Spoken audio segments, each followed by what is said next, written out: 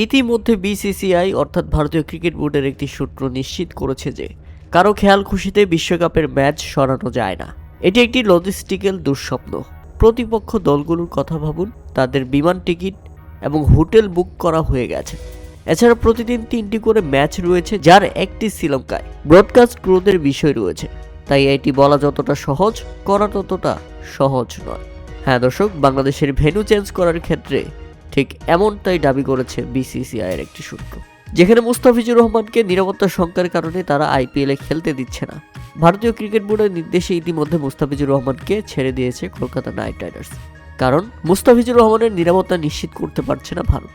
সেখানে পুরো বাংলাদেশ দলের নিরাপত্তা কিভাবে দিবে ভারত, এখন প্রশ্ন ওঠাটা স্বাভাবিক। আর যখন প্রশ্ন উঠেছে, তখন তাদের বিবৃতি হচ্ছে এই: কারো খেয়াল খুশি মতো বিশ্বকাপের ম্যাচ সরানো বা ভেন্যু পরিবর্তন করা যায় না। যদি সেটাই না হবে, তাহলে তাদের খেয়াল খুশি মতো শুধু চললে তো আর আসলে হবে না। প্রিয় দর্শক, এ ব্যাপারে আপনাদের মতামত অবশ্যই আপনাদের কমেন্ট করে জানাবেন। বিসিবি কি পদক্ষেপ নেয়, সেটাই এখন দেখার বিষয়।